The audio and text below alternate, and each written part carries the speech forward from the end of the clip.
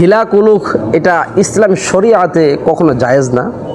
তবে এখানে কথা আছে কখন জায়েজ হতে পারে, যখন আপনি এমন এক এলাকাতে প্রবেশ করেছেন, এমন এক জায়গায় আপনি গিয়েছেন যেখানে মূলত পানি পাওয়া যাচ্ছে না, ওই মুহূর্তে আপনি ঢিলা সুন্দর একটা মাটির একটা টুকরা, শক্ত মাটি, ওই মাটির টুকরা দিয়ে আপনি কি করতে পারলেন, ঢিলা প্রস্রাবের পরে আপনি ঢিলা নিতে পারবেন, এই ক্ষেত্রে জায়েজ।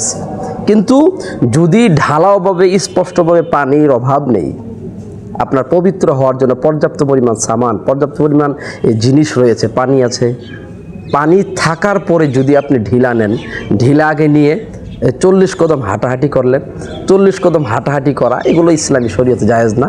এই 40 কদম হাঁটাহাঁটির পরে পরবর্তীতে আপনি পানি ব্যবহার করতেছেন, ইসলাম শরিয়াতে এটা হারাম, এটাকে বিদআত ঘোষণা করা হয়েছে, এটাকে জায়েজ না।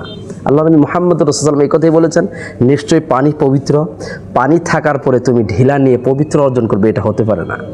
ইন্নাল মা তুহুর লা ইউনাজ্জিসু শাইউন, কেননা পানি নেওয়ার পরে আপনি ঢিলা নিয়ে পবিত্র অর্জন করলেন বা ঢিলা আগে নিলেন তারপরে পানি ব্যবহার করলেন, এটা কখনো সমর্থিত না।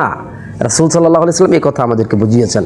সম্মানিত ভাই, ঢিলার ব্যাপারে এই যে আরেকটা বিষয় সামাজিকভাবে চালু আছে, আপনার 40 কদম ঢিলা নিয়ে হাঁটাহাঁটি করা, এক পা আরেক পায়ের উপরে দেওয়া, এক পা আরেক পায়ের উপরে দেওয়া, এবং কি এক হাত দিয়ে ধরে আরেক হাত দিয়ে লুঙ্গি ধরে তারপরে কাশুন দেওয়া, আহ উহ করে কাশুন দেওয়া, এগুলো কোথায় আছে ভাই? এগুলো তো কোনো জাল হাদিসও নাই। এই ব্যাপারে 40 কদমে যে হাঁটাহাঁটির যে বিষয়, এটা রাসূল সাল্লাল্লাহু আলাইহি ওয়াসাল্লামের কোনো হাদিস থেকে সমর্থিত না, এবং কি এই ব্যাপারে কোনো জাল হাদিসও নাই। রাসূল সাল্লাল্লাহু আলাইহি ওয়াসাল্লামের হাদিস, আল্লাহ নবী মুহাম্মদ রাসূলুল্লাহ বলেছেন, ইন্নাল মাআ তুহুরুন লা ইউনাজ্জিসুহু শাইউন।